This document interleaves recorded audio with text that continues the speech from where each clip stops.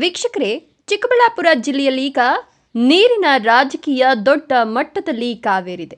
ಹೌದು, ಚಿಕ್ಕಬಳ್ಳಾಪುರದಲ್ಲಿ ಬರುತ್ತಿರುವ ಎಚ್.ಎನ್. ವ್ಯಾಲಿ ನೀರು ಬಗ್ಗೆ ಈಗ ರಾಜಕೀಯ ನಾಯಕರ ನಡುವೆ ತೀವ್ರ ವಾಗ್ವಾದ ಶುರುವಾಗಿದೆ. ಇದೀಗ ಬಿಜೆಪಿ ಮುಖಂಡರಾದ ಸಂದೀಪ್ ರೆಡ್ಡಿ ಅವರು ಮಾರ್ಚ್ 15ರಂದು ಚಿಕ್ಕಬಳ್ಳಾಪುರ ಬಂದ್ ಮಾಡಬೇಕು ಅಂತ ಕರೆ ನೀಡಿದ್ದಾರೆ. ಬಜೆಟ್ನಲ್ಲಿ ಚಿಕ್ಕಬಳ್ಳಾಪುರ ಜಿಲ್ಲೆಗೆ ಸ್ವಚ್ಛ ನೀರಿಗಾಗಿ ಯಾವುದೇ ಅನುದಾನ ಕೊಡಲಿಲ್ಲ ಅಂತ ಆರೋಪ ಮಾಡುತ್ತಿರುವ ಬಿಜೆಪಿ ನಾಯಕರು ಸರ್ಕಾರದ ವಿರುದ್ಧ ಧ್ವನಿ ಎತ್ತಿದ್ದಾರೆ. ಇದಕ್ಕೆ ಸೇರಿ ಸಂಸದ ಡಾಕ್ಟರ್ ಕೆ ಸುಧಾಕರ್ ಸೇರಿದಂತೆ ಹಲವರು ಚಿಕ್ಕಬಳ್ಳಾಪುರ ಜನರಿಗೆ ಶುದ್ಧ ನೀರು ಕೊಡಬೇಕು ಅಂತ ಆಗ್ರಹಿಸುತ್ತಿದ್ದಾರೆ. ಆದರೆ ಇದಕ್ಕೆ ಕಾಂಗ್ರೆಸ್ ಮುಖಂಡರು ತಿರುಗೇಟು ನೀಡಿದ್ದಾರೆ. ಇಂದು ಮುಷ್ಟೂರು ಕೆರೆಕಟ್ಟೆ ಮೇಲೆ ನಿಂತು ಮಾತನಾಡಿದ ಕಾಂಗ್ರೆಸ್ ಮುಖಂಡ ಶ್ರೀಧರ್ ನೇರವಾಗಿ ಸಂಸದ ಸುಧಾಕರ್ ಅವರ ಮೇಲೆ ಆರೋಪ ಮಾಡಿದ್ದಾರೆ. ಅವರು ಹೇಳಿದ್ದು ಏನು ಗೊತ್ತಾ? ಸುಧಾಕರ್ ಅವರೇ, ನೀವು ಚಿಕ್ಕಬಳ್ಳಾಪುರ MLA ಆಗಿದ್ದಾಗ ಮಿನಿಸ್ಟರ್ ಆಗಿದ್ದೀರಿ. ಅದೇ ಸಮಯದಲ್ಲಿ ಈ ಎಚ್.ಎನ್. ವ್ಯಾಲಿ ನೀರು ಒಳ್ಳೆಯದು ಅಂತ ಹೇಳಿ ಚಿಕ್ಕಬಳ್ಳಾಪುರಕ್ಕೆ ತಂದ್ರಿ. ಅಷ್ಟೇ ಅಲ್ಲ, ಆಗ ನೀವು ನಿಮ್ಮನ್ನ ಚಿಕ್ಕಬಳ್ಳಾಪುರ ಭಗೀರಥ ಅಂತ ಕರೆಸ್ಕೊಂಡಿದ್ರಿ. ಆದರೆ ಈಗ ನೀವು ಸಂಸದರಾದ ಮೇಲೆ ಇದೇ ನೀರನ್ನ ವಿಷ ನೀರು ಅಂತ ಹೇಳ್ತೀರಾ. ಆಗ ಆ ನೀರು ಕೆಟ್ಟದ್ದು ಅಂತ ಗೊತ್ತಿರಲಿಲ್ವೇ? 3ನೇ ಹಂತದ ಸಂಸ್ಕರಣೆ ಬೇಕು ಅಂತ ಆಗ ಯಾಕೆ ಹೇಳಲಿಲ್ಲ? ಜನರಲ್ಲಿ ಯಾಕೆ ಭಯ ಹುಟ್ಟಿಸ್ತಿದ್ದೀರಾ ಅಂತ ಪ್ರಶ್ನೆ ಮಾಡಿದ್ದಾರೆ. ಸರ್, ಇವತ್ತು ತಾವು ನೋಡ್ಬೋದು ಮುಷ್ಟೂರು ಕೆರೆ ಯಾವ ಪರಿಸ್ಥಿತಿ ಬಂದಿದೆ ಅನ್ನೋದು. ಹಿಂದೆಲ್ಲ ಈ ಬೆಟ್ಟಗಳ ಸಾಲಲ್ಲಿ ಮಳೆ ಬಿದ್ದು ನೀರು ಬಂದು 2-3 ವರ್ಷ ಆದರೆ ಬಣ್ಣ ಬದಲಾಗ್ತಾ ಇರಲಿಲ್ಲ. ನ್ಯಾಚುರಲ್ಲಾಗಿ ನೀರು ಬರ್ತಾಯಿದ್ವು. ಇಲ್ಲೆಲ್ಲ ಗದ್ದೆಗಳು ಕಟ್ಟಿ ಭತ್ತ ಬೆಳೆಯೋಂಥ ವ್ಯವಸ್ಥೆ ಆಗ್ತಾಯಿತ್ತು ಹಿಂದೆಲ್ಲ. ಆದರೆ ಇವತ್ತು ನಮಗೆ ಒಂದು ಬೇಸರ ಆಗುತ್ತೆ ಸರ್ ಈ ಕೆರೆ ನೋಡಿದ್ರೆ, ನಮ್ಮ ಮುಷ್ಟೂರು ಕೆರೆ ನೋಡಿದ್ರೆ. ಯಾಕೆ ಅಂದರೆ ನೋಡ್ಬೋದು ತಾವು ಎಲ್ಲ ಜೊಂಡು ಬೆಳ್ಕೊಂಡು, ಕೆರೆಯಲ್ಲಿ ಜೊಂಡು ಬೆಳ್ಕೊಂಡು ಏನು ಕಾಲಿಡೋಕ್ಕಾಗದೆ ನೀರು ಕೂಡ ಅಲ್ಲಿ ಒಂದು ಸ್ವಲ್ಪ ಕೂಡ ಕಾಣ್ತಾ ಇಲ್ಲ. ಇದಕ್ಕೆಲ್ಲ ಕಾರಣ ಹಿಂದೆ ನಾವು ಏನು ಸುಧಾಕರ್ ಅವರು MLA ಇದ್ದಾಗ ನಾವು ಈ ಎಚ್.ಎನ್. ವ್ಯಾಲಿ ನೀರು ತರ್ತಾಯಿದ್ದೀವಿ ಅಂತ ಹೇಳಿದಾಗ ಇಡೀ ಚಿಕ್ಕಬಳ್ಳಾಪುರ ಬಂದ್ ಮಾಡೋವಂಥ ವ್ಯವಸ್ಥೆ ಹೋರಾಟಗಾರರೆಲ್ಲ, ನೀರಾವರಿ ಹೋರಾಟಗಾರರೆಲ್ಲ ಮಾಡಿದಾಗ ಬಾಟ್ಲಿ ಇಟ್ಕೊಂಬಂದು ಕೊಳಚೆ ನೀರು ಇದರಿಂದ ದುಷ್ಪರಿಣಾಮಗಳು ಬೀರುತ್ತೆ ಮುಂದೆ ಅಂತ ಹೇಳಿದಾಗ ಆ ಹೋರಾಟಗಾರರ ಮೇಲೆ ಅಮಾನ್ಯವಾಗಿ ನಡ್ಕೊಳ್ತಕ್ಕಂಥದ್ದು ಇತಿಹಾಸ ಇವತ್ತು ಯಾರೂ ಮರ್ತಿಲ್ಲ ಚಿಕ್ಕಬಳ್ಳಾಪುರ ಜನತೆ. ಇವತ್ತು ಯಾರು ಸಂಸದರು ಹೇಳ್ತಾ ಇದ್ದಾರೆ, ಮಂತ್ರಿಗಳಿದ್ದಾಗ ಇದು ಅಮೃತ ಆಗಿತ್ತು ಈ ನೀರು ತಂದು ಬಿಟ್ಟಾಗ.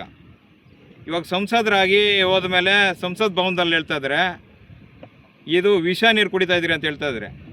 ಮಂತ್ರಿ ಇದ್ದಾಗ ಅಮೃತ, ಸಂಸದರಾದಾಗ ವಿಷ ಅಂತ ಹೇಳ್ಬಿಟ್ಟು ಅವರೇ ಸ್ವತಃ ಅವ್ರ ಬಾಯಿಂದ ಹೇಳ್ತಾ ಇದ್ದಾರೆ. ಇದಕ್ಕೆಲ್ಲ 2 ಕಾರಣಕರ್ತರು. ನಾವು ಹೇಳೋದಿಷ್ಟೇ, ಏನು ಇವತ್ತು ಎಚ್.ಎನ್. ವ್ಯಾಲಿ ತ್ಯಾಜ್ಯ ನೀರು ಬರ್ತಾಯಿದೆ, ಇದನ್ನು ದಯವಿಟ್ಟು ಸ್ಟಾಪ್ ಮಾಡಿ.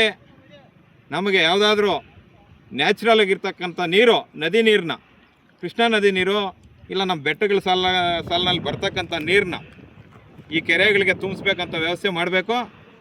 ಅದೇ ರೀತಿ ಏನು ಈ ಜೊಂಡು ಬೆಳ್ಕೊಂಡಿದೆ, ಹಿಂದೆ ನಾವು ಗ್ರಾಮ ಪಂಚಾಯತಿ ಸಭೆಯಲ್ಲಿ ಚರ್ಚೆ ಮಾಡಿದ್ದೀರಿ, ಇದನ್ನೆಲ್ಲ ತೆಗೆದು ಹೊರಗಡೆ ಹಾಕಿ ಏನು ಸುಂದರವಾದ ನಮ್ಮ ಕೆರೆ ಇತ್ತು ಮುಷ್ಟೂರು ಕೆರೆ ಹಿಂದೆ, ಆ ರೀತಿ ಮಾಡಿಕೊಡ್ಬೇಕಂತ ಹೇಳ್ಬಿಟ್ಟು ಅವ್ರಿಗೆ ಆಗ್ರಹ ಮಾಡ್ತಾಯಿದ್ದೀನಿ. ಹಿಂದೆಲ್ಲ ಏನು ಈ ಕೆರೆಗೆ ನೀರು ಬಿಟ್ಟಾಗ 2-3 ವರ್ಷ ಹಿಂದ್ಗಡೆ ಮೀನುಗಳು ಸತ್ತೋದ್ವು. ಇದ್ರ ಬಗ್ಗೆ ನಾನು ಅಧಿಕಾರಿಗಳಿಗೆ ಕರೆ ಮಾಡಿ, ಸರ್ ಈ ರೀತಿ ಮೀನುಗಳು ಸತ್ತೋಗ್ತಾ ಇದ್ದಾವೆ, ದಯವಿಟ್ಟು ಈ ನೀರು ಏನಾನ ಮಾಡಿ ನಿಲ್ಲಿಸಿ ಸರ್.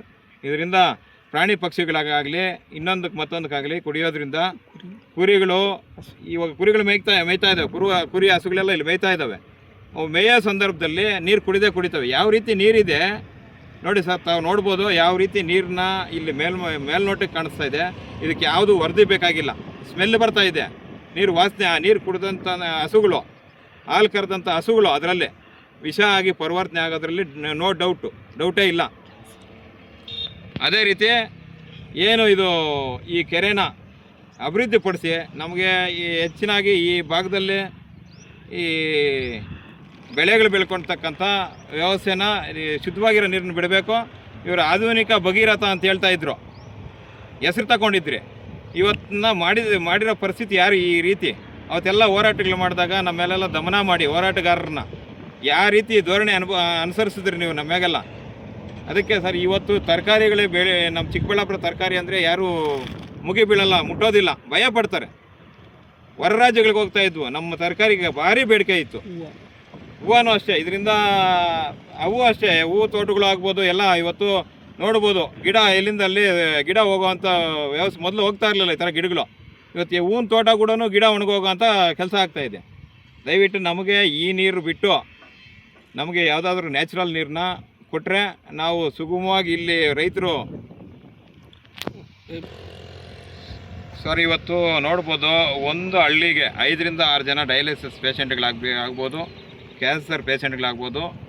ಇವತ್ತು ಹಾಸ್ಪಿಟ್ಲ್ಗಳಲ್ಲಿ ಮುದ್ದೇನಹಳ್ಳಿ ಹಾಸ್ಪಿಟ್ಲ್ ಆಗಲಿ, ಸರ್ಕಾರಿ ಹಾಸ್ಪಿಟ್ಲ್ಗಳಾಗಲಿ ಇವತ್ತು ಯಥೇಚ್ಛವಾಗಿ ಕೇಸುಗಳು ಜಾಸ್ತಿ ಆಗ್ತಾ ಇದ್ದಾವೆ.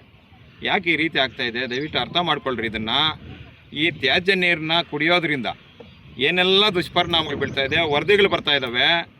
ಇದರಿಂದ ನಾವು ಮುಂದಿನ ಪೀಳಿಗೆಗಾಗಲಿ ನಾವು ಸಮಾಜಕ್ಕೆ ಏನು ನಾವು ಉದ್ಧಾರ ಮಾಡ್ಬೇಕು ಸರ್. ನಾವು ಇದನ್ನೆಲ್ಲ ದಯವಿಟ್ಟು ಈ ತ್ಯಾಜ್ಯ ನೀರನ್ನ ನಿಲ್ಲಿಸಿ. ಫಸ್ಟು ಇದೇನು ಅವಶ್ಯಕತೆ ಇಲ್ಲ. ಈ ನೀರನ್ನ ಬೆಂಗಳೂರಲ್ಲಿ ನೀರಿಗೆ ಹಾಹಾಕಾರ ಇದೆಯಲ್ಲ, ಅವ್ರಿಗೆ ಸಂಸ್ಕರಣೆ ಮಾಡಿ ಅವ್ರಿಗೆ ಬಿಡಿ, ನಮಗೆ ಬೇಕಾಗಿಲ್ಲ. ಯೂಸ್ ಮಾಡಿರೋ ನೀರು ನಮಗೆ ಬೇಕಾಗಿಲ್ಲ. ಒಳ್ಳೆ ಶುದ್ಧವಾಗಿರೋ ನೀರು, ನದಿ ನೀರು ತರ್ಬೋದು, ಕೃಷ್ಣಾ ನದಿ ನೀರು. ಇಷ್ಟೆಲ್ಲ ಸರ್ಕಾರ ಇದು ಮಾಡೋ ಬದಲು ನದಿ ನೀರನ್ನ ತಂದು ಬಿಟ್ಟರೆ ಏನು ಇವತ್ತು ಈ ಒಂದು ಸರಕುಗಳು ಬೆಳೆದೋ ಈ ರೈತರು ಏನು ನಿಮಗೆಲ್ಲ ಸರಕುಗಳನ್ನ ಕಳಿಸ್ತಾ ಇದ್ದೀವಿ, ಇದು ಶುದ್ಧವಾಗಿರಲಿ ಅನ್ನೋದೇ ನಮ್ಮ ಆರೈಕೆ. ಇದರಿಂದ ದುಷ್ಪರಿಣಾಮ ಬೀರಬಾರ್ದು ಅನ್ನೋದೇ ನಮ್ಮ ಆರೈಕೆ ಸರ್. ಇವಾಗ ಸರ್ ಅವರು ಏನು ಈ ತ್ಯಾಜ್ಯ ನೀರು ಸಂಸ್ಕರಣೆ ಮಾಡ್ಬೇಕಂತಾರೆ. ನಮಗೆ 3ನೇ ಹಂತ ಆದರೂ ಮಾಡ್ಕೊಳ್ಳಿ, 30ನೇ ಹಂತ ಆದರೂ ಮಾಡ್ಕೊಳ್ಳಿ.